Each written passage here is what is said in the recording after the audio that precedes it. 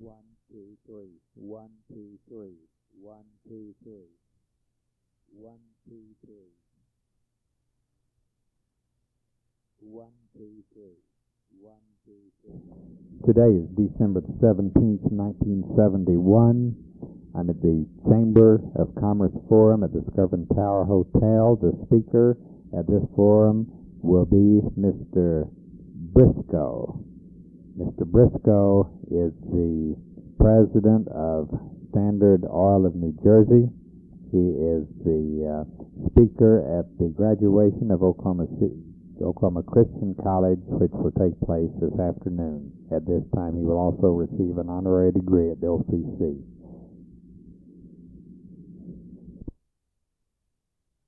Of the Mabee Foundation from Tulsa, Oklahoma. Mr. Moyer.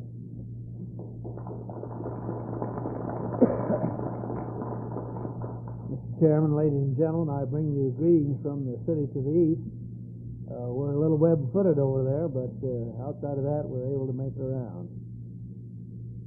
I want to tell you just a bit about the Mabee Foundation, if I may. It was established in 1948 by Mr. and Mrs. John Mabee. As you know, Mr. and Mrs. Mabee both deceased now and left their worldly goods to a large part benefit of the Mabee Foundation. It's run by a board of trustees consisting of 5. Mr. Forrest and I are 2 of the 5. And we think the Mabee Foundation has had its eye on worthwhile goals. One of these goals has been to help schools that we think are worthy of help.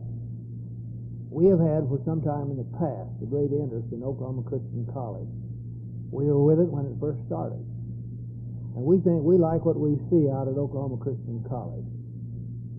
Last spring, Dr. Baird came to us again and said that the school is expanding to the extent that they have to build a new expansion to their library, their Learning Resources Center out there, and asked for our help.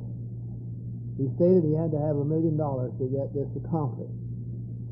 And we said in our usual fashion for participation, well, we don't mind having a part in it, but Oklahoma City is going to have to do something about it too. So I am here today on behalf of the Mabee Foundation to present a challenge to Mr. Gaylord here, who is so closely associated with this school, to this effect, that if by next June 1972 you can raise $448,000, the Mabee Foundation will contribute $552,000 to that $1 million expense. So, Mr. Gaylord, if you want to accept that as a challenge, we offered as a goal.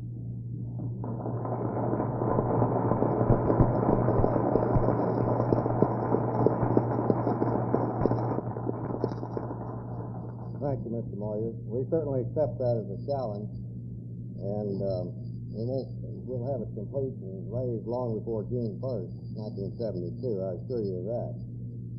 We sincerely appreciate what the Mabee Foundation has done for Oklahoma Christian College.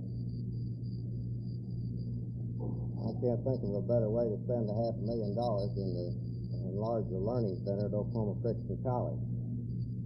It's certainly a lot better than spending $500,000 for patchwork on the roof in case of a mythical snowstorm.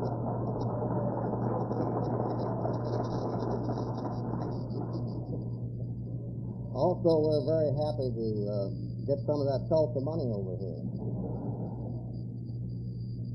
In fact, we'll take money from Seminole or New York or any place. I'm just one of the board members out there, the President's Council, Dr. Baird's Council, and I know I'm speaking for all of them. We really appreciate this encouragement and confidence. And personally, I think Oklahoma Christian College is the best college in the country, and I know that it's going to continue to grow with friends like this. Dr. Baird can't raise the $448,000 personally in the next few days. His council will help him, and we'll get the job done. Thank you very much.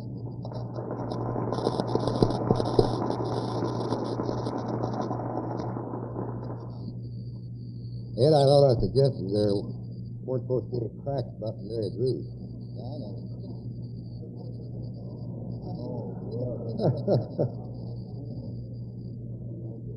Shades of Stanton Young.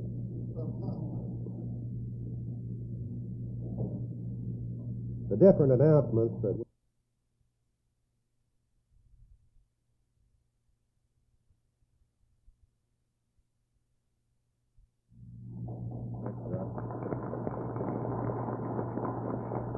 Wayne Parker making the introduction.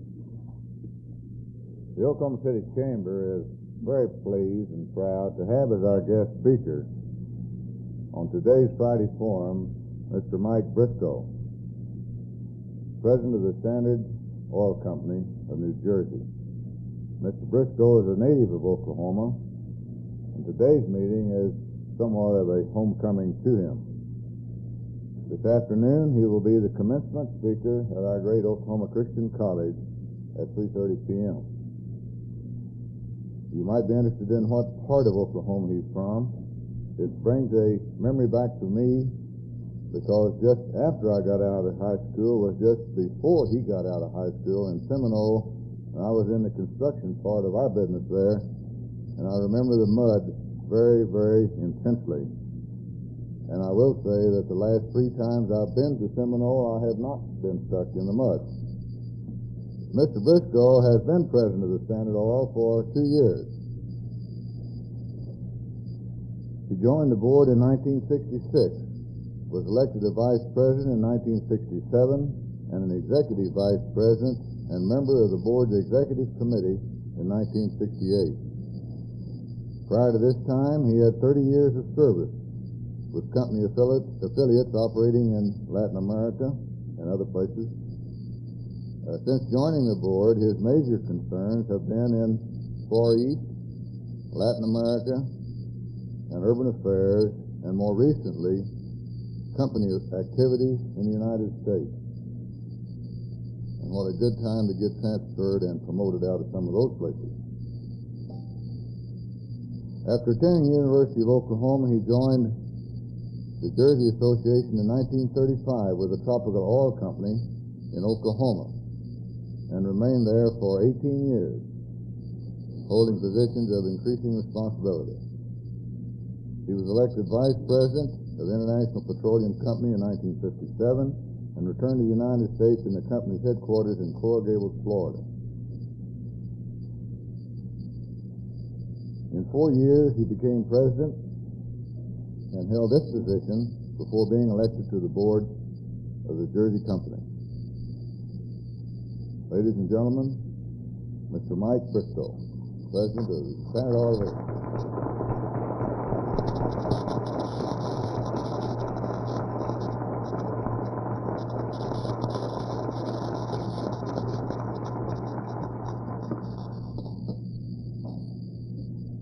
Thank you very much for that warm and generous introduction. I can't really tell you how much I enjoy coming back to my home state. Certainly you wouldn't recognize Oklahoma City, remembering it as I do in the time I was in school in Norman in the early 30s. You ought to be congratulated on the progress of this city and what you've already accomplished and what I understand is planned for the future. So I am very happy to be here. I think that any sort of pretext that lets you get out of New York City for a day or two is certainly worthwhile. But I do want to confess to you that when I leave New York these days, I feel uneasy for a time because I can't see what I'm breathing.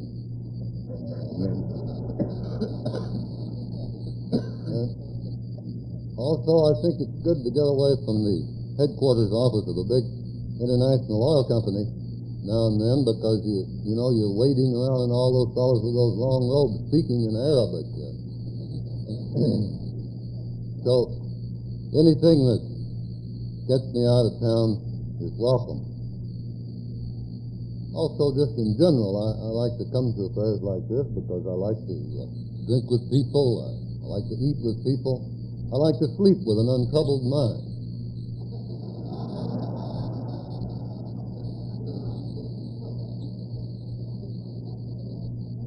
I'm very sorry my wife couldn't come today. She actually is traveling with me. We just came over from Houston today, but I think I ought to level with you. She went out to do some shopping. Now, she cleaned all the stores out in Houston yesterday, and sometimes I really think that she's operating with a policy of making absolutely certain that there's nothing left for the second Mrs. Brisco.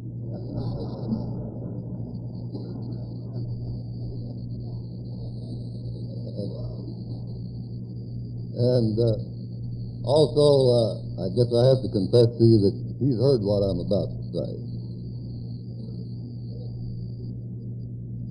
Well, that remark I made about the visibility of the air in New York City is an appropriate one, because what I would like to spend a few minutes discussing with you here this afternoon is a subject that is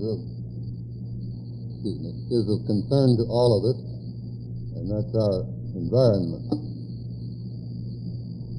Now, in the last few years particularly, we've heard and read an awful lot about pollution. Who's doing it, and what the effluent and emissions are doing to us.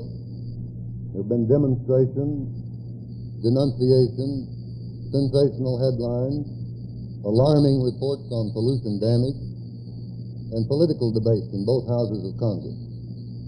Now, all this has had its effect. We are not environmental greenhorns anymore.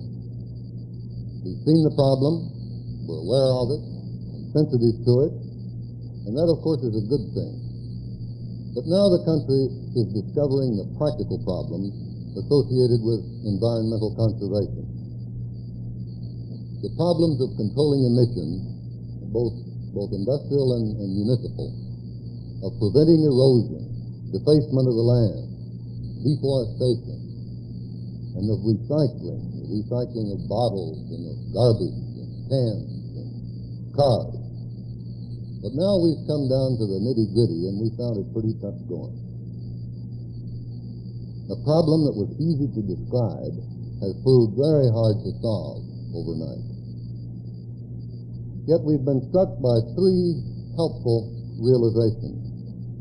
The first one is that new technology is the key to the actual physical control of pollution.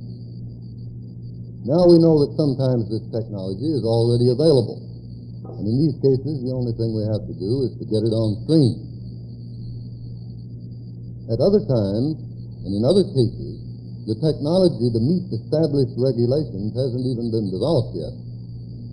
And in some of these cases, the scientists, who should know, don't see it arriving soon enough to meet the regulations within our now established deadlines. This creates many expensive uncertainties in industry. It's true that much more technology is now being developed. The market for anti-pollution equipment in this country is already a $5 billion a year market. However, in regard to both the current regulations for air quality and the presently proposed regulations for water quality, many experts seriously question whether control can be effectively achieved within the time limits set by both regulations. Ultimately, we must understand that technology will dictate how far and how fast the country can proceed if we're going to maintain, at the same time, a viable economy. The cost of control is the second and equally important realization that we have to come to grips with. The job is going to be very expensive. Not only must the right technology be developed, but it must be installed and operated without serious effects on the gross national product, without creating unsuspected pollution of its own, and finally, without having such a financial impact that its costs far exceed its benefits. Our third national realization, which may be the most basic of all, is that the attack on pollution must be well organized. And this is a subject that I really want to talk a few minutes about today. Excuse me, I'm operating quite a cold here today, which may be evident to you. So I'll have to stop for a moment. As you all know, U.S. industry has traditionally opposed government regulation of its activities, and for good reason. Our system is built on a competitive free enterprise base. Even in pollution matters, many industries have opposed regulation, apparently for this same reason. Now, while we remain opposed to government regulation of most areas of our business, I think the environmental area must be viewed in a different light. We know that industry has been a major polluter, along with cities, municipalities, individual citizens. I might add that I personally don't believe that any responsible citizen or business did this with the knowledge of what the long-term impact could be. But just the same, we have all become aware that our land, air, and water must be cleaned up. In fact, I think we must view the quality of the air, water, and land in the same way that we view the quality of our products. Now, where does this leave us? Well, it leaves us with the fundamental need for a well-organized attack on the whole pollution problem.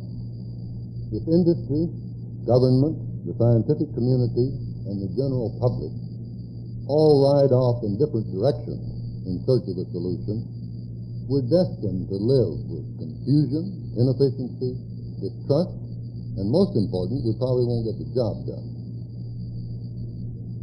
Now, to avoid this kind of wasteful confusion, we've got to have effective government-enforced regulations. If they're properly written, they'll ensure that all companies within each industry operate under the same rules. Without government regulation, this just wouldn't be possible. You know that individual companies or groups of companies couldn't hope to succeed if they alone chose to voluntarily impose pollution control on themselves, while their competitors in the market had free use of the environment. Well-written regulations would require that all companies within an industry make the same cleanup efforts, carry the same burdens, and allow them to reap the same reward. So I think it's very clear that we have sound reasons for welcoming feasible environmental standards and regulations rather than opposing them. And the key word here is feasible. And industry has a responsibility to see that the standards and regulations are feasible in terms of technology, cost, and integration into an organized anti-pollution campaign. The obvious way for industry to carry out that responsibility is to take part in the standard-setting process with government. And industry is well equipped to do this. Many companies have been evaluating the effects their operations have on the environment. Industrial scientists have accumulated a lot of information about polluting emissions. These men can offer alternate ways of removing emissions and also give a pretty accurate estimate as to the cost of each method of control. Finally, like people like you and me, all have a real desire to help control pollution. So in short, industry is equipped to assume an active advisory role in helping government on all levels. Industry can and must share its knowledge and advice in helping to establish standards that are progressive and regulations that are precise, enforceable, and above all, attainable. Now, why haven't we seen more of this kind of cooperation between government and industry? Well, frankly, I think industry has to take some of the blame for delaying. Industry has repeatedly put off action because all the scientific facts were not in. And despite all we hear about pollution, the facts are still not all in. Since industry took this attitude, government went ahead without the full benefit of industry's knowledge. Industry then objected to standards that they thought were unnecessarily tough and complained that they were never consulted about them. Well, the result was that the public and government suspected industry's motives in the whole anti-pollution movement. Once it was distrusted in this way, industry was seldom asked for its point of view. So we saw a growing credibility gap And this gap grew wider as the government and industry repeatedly and publicly disagreed over what pollution controls were necessary or possible. Right now, a piece of proposed legislation, passed already by the Senate and now in the House committee, raises some of these questions. Some industry spokesmen have asked whether this tough new Water Quality Act, with its 1981 goal for the stoppage of all industrial water pollution, might not be outrunning technology as well as overlooking the cost factor.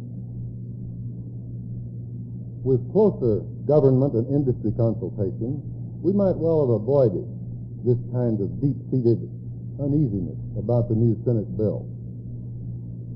We can also hope that closer cooperation between government and industry would lessen the tendency to turn a serious problem, like the health of our environment, into a political issue that is exploited, rather than one that is cooperatively solved.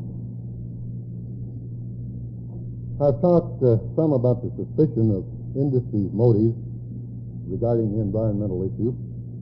Some of this skepticism has been earned, as I've said. So our challenge today is to show that industry has recognized and is confronting the matter, and that we are now committed. As part of that commitment, industry must take an active role in helping to set environmental standards and regulations. We cannot afford to wait in the wings as we have in the past. If we do, as we well know, the government will come up with its own standards and regulations, and they may not be as sound as we could help to make them, or they may not even be feasible at all. Now, none of us want this. So while industry is cleaning its own house, we must also cooperate with government. We must share our technical knowledge. We must offer our judgments and reasons for urging what we feel are realistic timetables and levels of cleanliness. If we do this, I think we can get laws that are firm, uniform, and enforceable.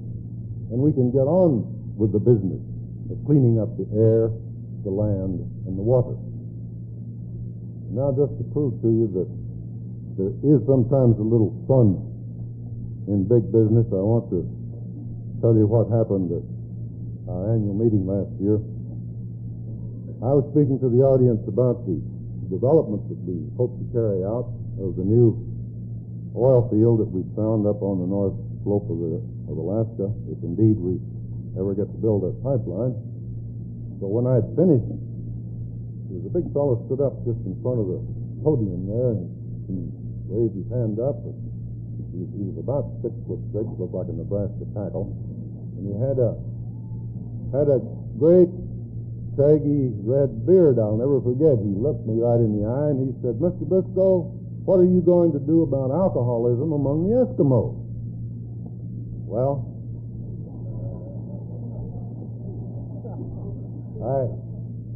I passed it off as best I could, and when we had the organization meeting of the board right after the meeting, I told the other directors that I had an almost irresistible urge to tell that fellow alcoholism among the Eskimos. Hell, we can't even handle that problem in our own board of directors.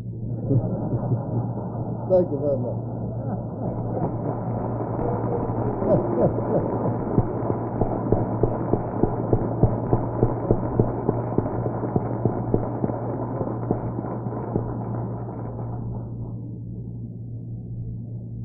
Mr. Brisco, we do thank you so much for a very knowledgeable, concise, and very practical approach